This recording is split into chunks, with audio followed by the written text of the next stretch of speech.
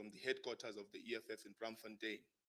For the media personnel who want to ask us questions, please send your questions on our WhatsApp group, which you know of, and some of you have started being naughty by sending questions.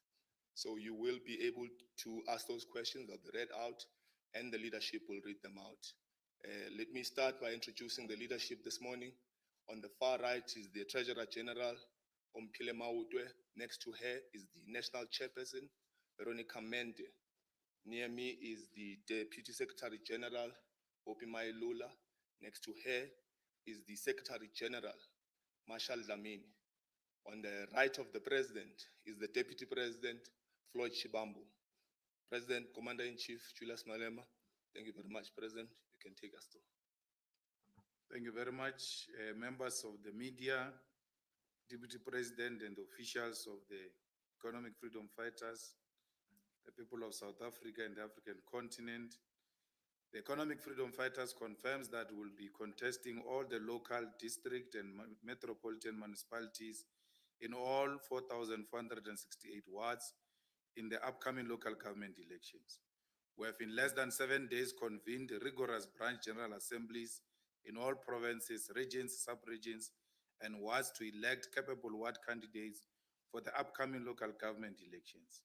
We have submitted ward councillor candidates in all of the South Africa's 4,468 wards and will fight for victory in all of them.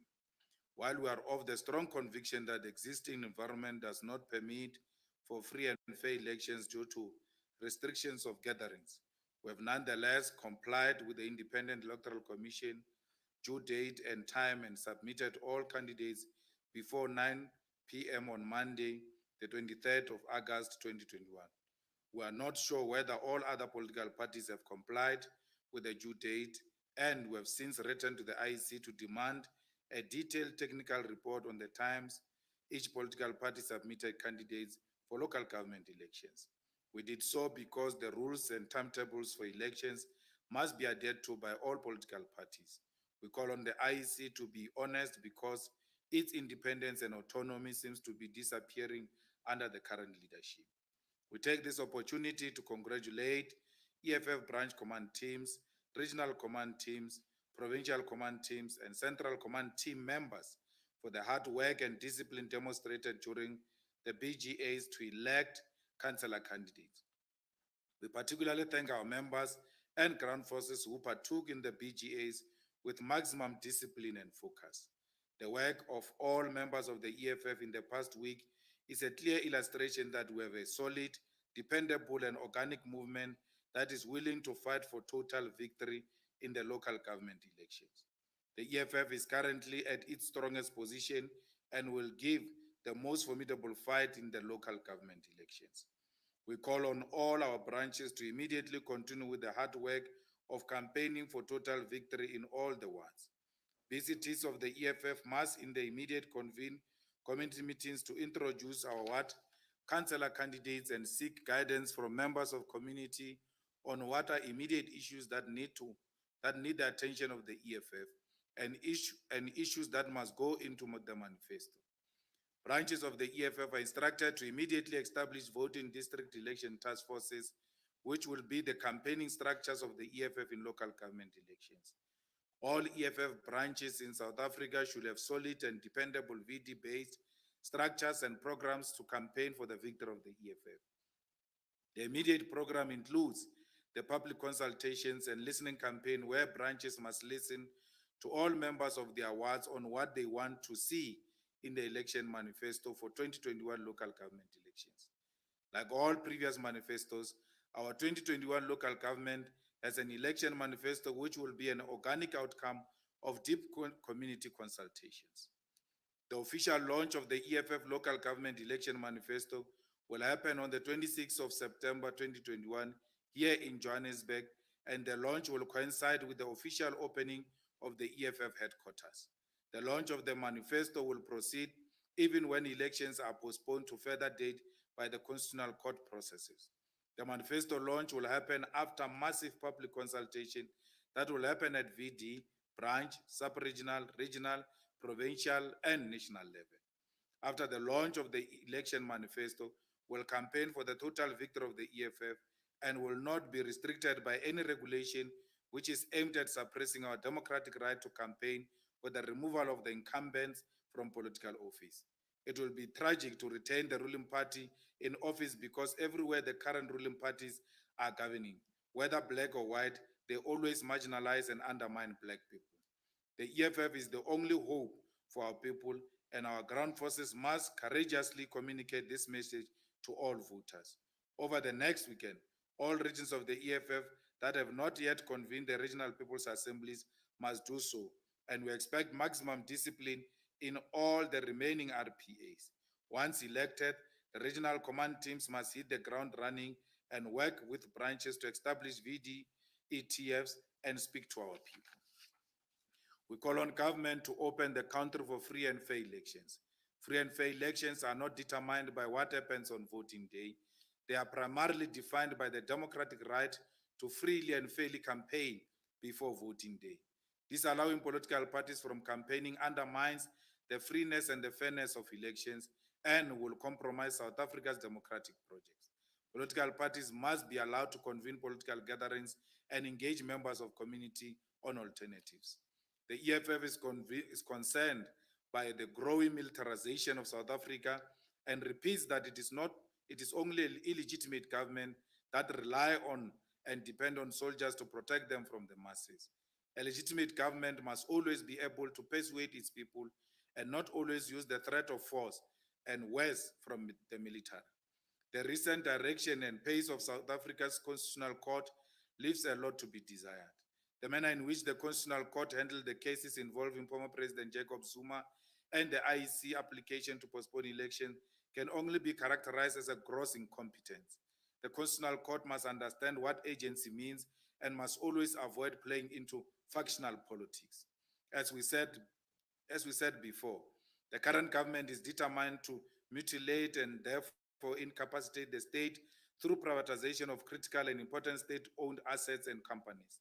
We as the EFF are strongly opposed to the privatization of Eskom, Transnet, SAA, Mango, Dinel, and all the strategic assets. It is becoming apparent now that the current white capitalist control government will dispose all of its strategic assets for the benefits of white people. The capture of this administration is worse than what was said to be a capture of the previous administration. We want to reassure the people of South Africa that before the local government election, there will be a march in South Africa against the privatization of state assets. The people of South Africa are currently leaderless, and this is reflected by the rising levels of poverty, unemployment, and suffering. The levels of poverty and unemployment in South Africa are deepening and everything is getting worse. This anti-black government cannot guarantee access to basic services such as water and electricity. Municipalities are dysfunctional and majority defined by factional infightings. The extent and levels of unemployment in South Africa is at a crisis level. Despite rapid job losses caused by COVID regulation and failure to manage South Africa's democratic economy, the racist banks and financial institutions continue to repossess the houses, cars, and assets of people who have lost their jobs. Government has not done anything impactful to protect Black-owned small and medium enterprises, particularly in the informal sector. The Department of Small Business and Trade and Industry are the most useless when it comes to protection of existing jobs.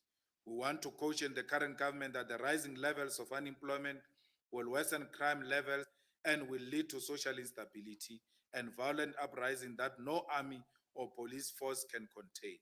There are more than 10 million people in South Africa who are capable of working, are looking for jobs, and cannot find jobs because there are no jobs in South Africa.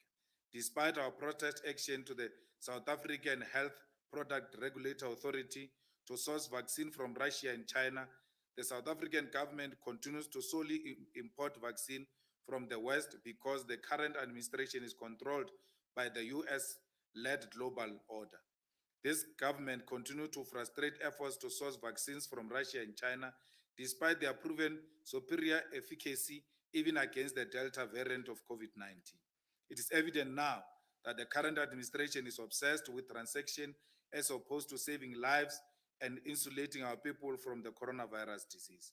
We still demand that the South African government must source scientifically proven and tested vaccines from all parts of the world, not just from the West.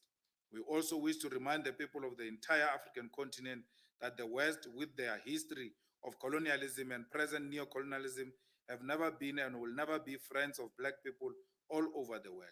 It is therefore foolish to rely on the West to save the lives of Black people.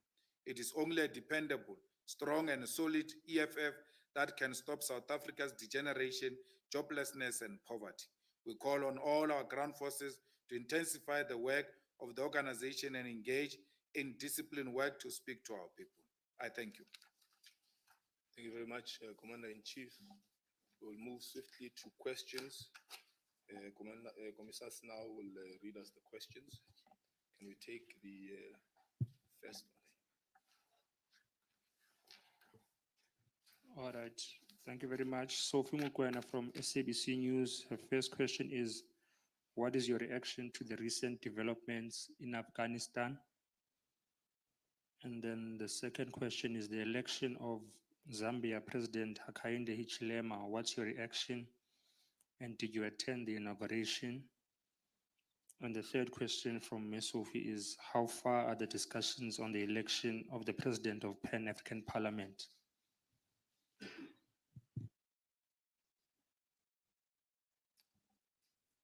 Thank you. Sure, President. One more, okay. Okay, from Mutiba from the Inside Factor, he asks, what are your thoughts on the increased presence of the army around the country, especially taking into consideration how they've been deployed, yet the government couldn't give them food, hence they came asking for help from the leadership of the EFF. And then from Itumeleng from the Star newspaper, the Star did a story with the help of the EFF exposing a property company that was selling houses to the poor for 600 rand. The director of the company was telling the poor that the houses are being built by the Chinese government in efforts to help the poor. It is estimated that around 2,000 people were scammed. The Star has questioned ABSA, which was the bank used by the scammers. The question is, what is the CIC's position on the profitability of banks for the poor? And what is the EFF's position on the slow pace of housing in the country, as well as what is the EFF's response to the unemployment rate caused by the looting?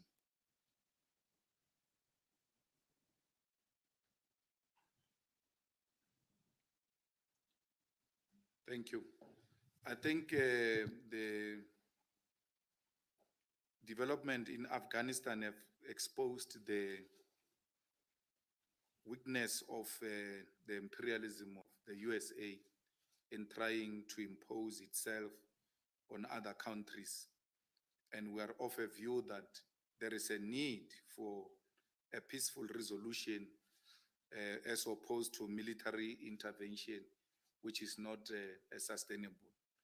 And we are actually happy to see that the US is once more exposed that its intervention from time to time fail not only the people of USA, but the people of the countries they always tell us that they are going to install stability, human rights, and all manner of things. But whereas the reality is the opposite. We think that the problems confronting any other continent or country, solutions should be coming from those, not self-imposed big brother solutions to those particular countries. We call for calm, we call for a peaceful resolution and for the respect of rights in Afghanistan, especially rights of women and children. And we are calling upon Taliban to ensure that there is no blood on the floor, especially of innocent people, worse, women and children. There should be a democratization, respect of human rights, and there should be peace and stability that comes from internal engagements which will produce long-lasting solution in those particular countries. We congratulate the developments in Zambia, and we want to take this opportunity to really congratulate the new president, and we hope that it will not just be a new phase and things remain the same as they change. We are happy that the former president of Zambia quickly recovered from his a little bit of madness when he wanted to denounce the elections that were run under his own leadership. He became sober and normal after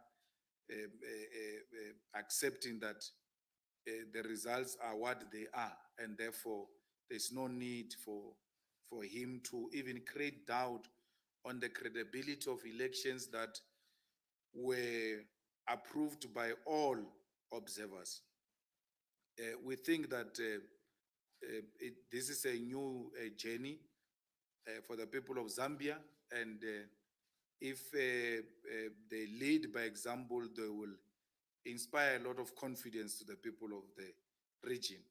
Zambia has been a home of a lot of liberation movements during the dark days of our continent, and it has led from the front, and we hope that they will continue to lead, especially with this type of development. We were invited to the inauguration of the new president, and unfortunately we could not attend due to the pressures that we had ourselves here at home to deal with the issues relating to local government elections. But we did communicate with the leadership of the ruling party and the president-elect then that we wish them well, and when time permit, we'll go and have an engagement with them. PAP, we are awaiting the AU's intervention with regard to developments at the Pan-African Parliament. I heard someone saying we were supposed to meet in August. It's not true. According to the schedule of PAP, we were supposed to meet in October. There are correspondences that are, being exchanged between PAP and AU, and the clerk of PAP is in touch with the AU, and the necessary intervention will be made, and at an appropriate moment will intervene. We don't need more soldiers on the ground in South Africa. I think we need a political solution to political problems. The problem we are confronted with in South Africa is not insurrection, it's not a coup, it's not crimes against the state. It is political differences and discontent by the masses of our people on the ground who are desperately seeking the attention of their leadership and intervention, especially in poverty-stricken areas. And I think I'm of the view that the absence of leadership is the one that fuels this uncertainty that we wake up to all the time. Every morning, we are told that there will be a shutdown South Africa because there's no leadership that speaks directly to those issues. And worse, that we now spend resources on faceless people that we don't know. Someone just writes a poster and says there's going to be a shutdown tomorrow. And all manner of resources that we do not have get to be deployed to a faceless threat because the leadership does not have the mechanism to deal with this type of uncertainty that we are subjected to.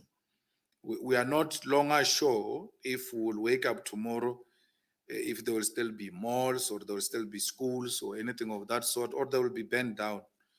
Because even with the deployment of soldiers, those soldiers are not enough to can cover the whole country at the same time.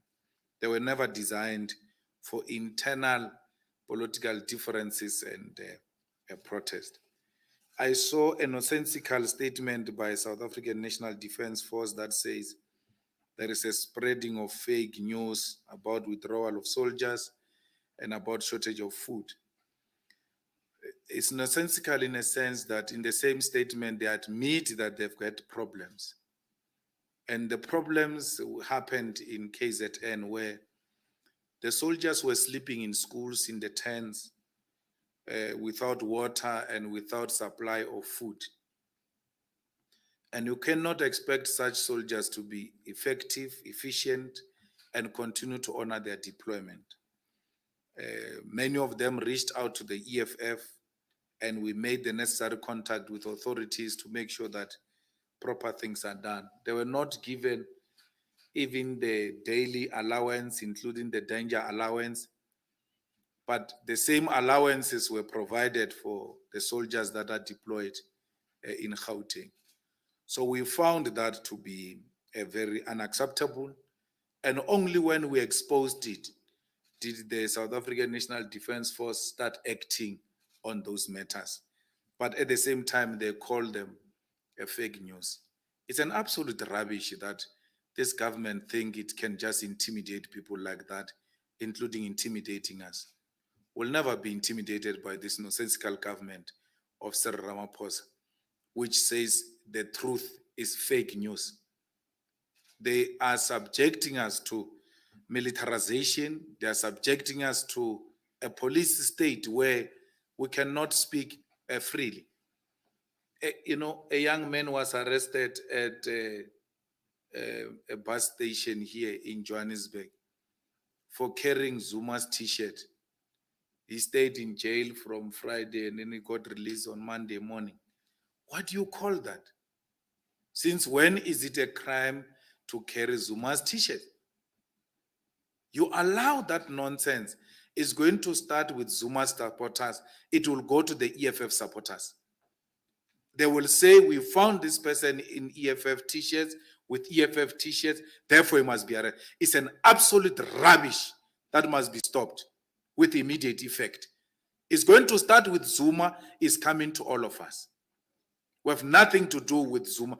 People who want to support Zuma, they must do it freely, without any form of intimidation. They must do so within the confines of the Constitution of the Republic of South Africa. They've got a right to do so. Cyril has got no right to stop anyone from supporting anyone, including Zuma. So anyone, whether that is madness or not, people have got a right to be mad. No one can stop them from supporting anyone. So Zuma's supporters must be protected. You know, we're being hypnotized here about Zuma all the time. When there are serious issues of unemployment, you just see the headline being Jacob Zuma Foundation is asking for donations. What do you think about that? Why should we comment about a person who's asking for donations? Because donations are voluntary. It's not like there is a national government instruction that we must donate to Zuma.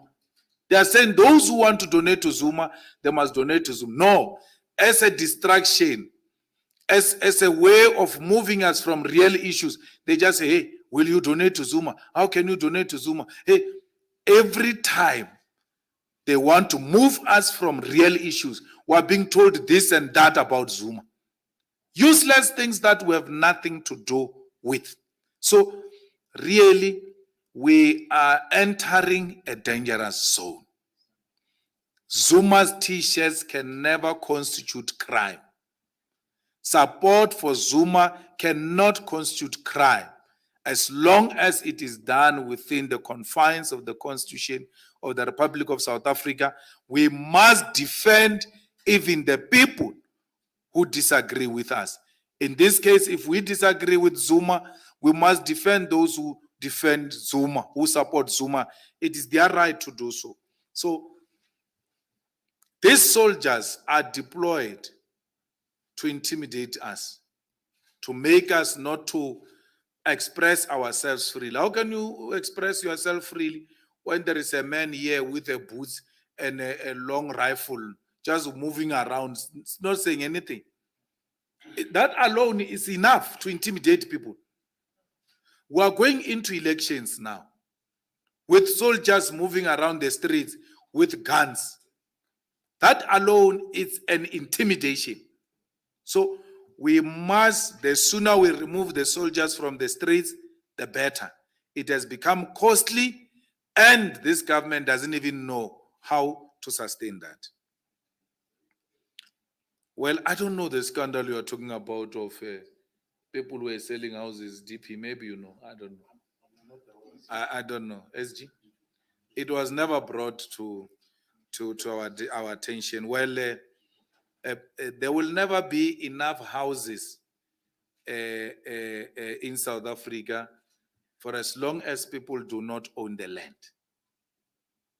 Even if you can have as much money to build people houses, as long as there is no land, you can't build people houses. There's an old woman I want us to build a house in Polokwane. She does not have a land. With a wheelchair and all of that, she doesn't have a land. So when you buy her a land and build a house, it becomes more expensive. The land itself is expensive. To build a disabled person a house becomes more expensive because we don't have a land. But when I went to bury Tsepotsula there in Lesotho, comrades, you will be shocked that there are no shacks there. There are no shacks. This thing of squatter camps, they are not there. Those people build their own houses. They have a land, they build their own houses.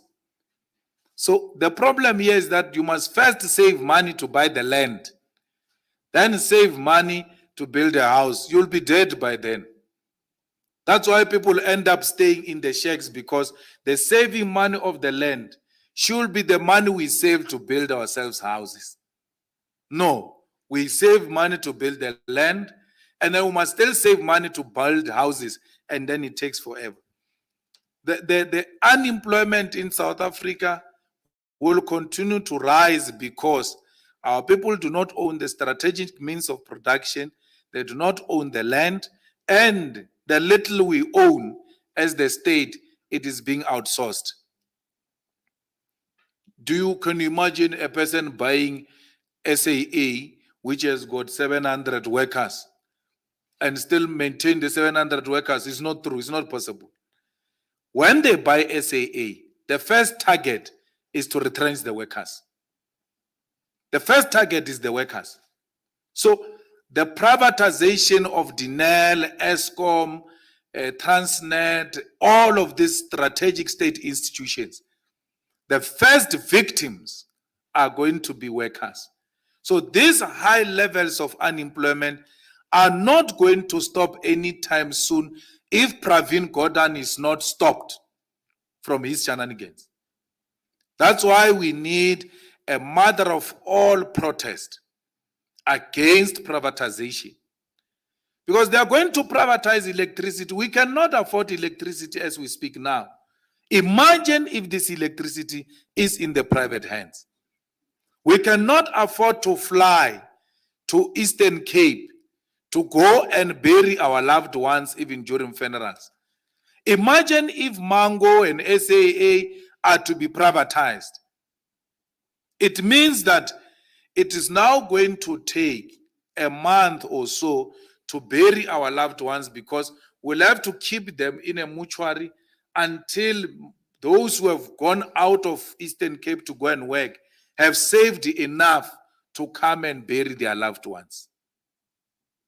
So we have a big problem here, which will lead to social instability. And when there is a social instability, there's no army or police who can stop it. No one can stop them. No one can stop the hungry masses. The most dangerous crimes today are committed by the so-called foreigners, because those people are dead already. I mean, you cross a river with crocodiles, and then you come to another country, you are still alive. That's a bonus. is equal as being dead. There's nothing more to fear. If you look at that attitude, you're like, but this attitude is inspired by the fact that this person died long before, when he decided to get into a river with crocodiles to cross to the other side. You can't tell them anything. So that's what hungry, empty stomach breed. Cyril thinks the soldiers are going to stop this thing. If these people who are running these threats run these threats for a year, there will not be budget for those soldiers. Those soldiers too will be hungry. And as people loot, they will join them in the looting. Because they are hungry, there's nothing they can do. But what is even more dangerous for Cyril is that if they do not loot, they will turn their guns on Cyril and demand that this government must step down. It's very dangerous to take soldiers from the barracks, because it might not be easy to tell them to go back to the barracks after they tasted a nice life outside the barracks. So what they are doing is actually a danger on its own. The banks have always colluded with scammers. The banks have always worked with scammers. The only people banks hate is politicians. And politicians who are opposed to anyone who the banks have installed in the leadership of South Africa. If you hate Trevor Manuel, if you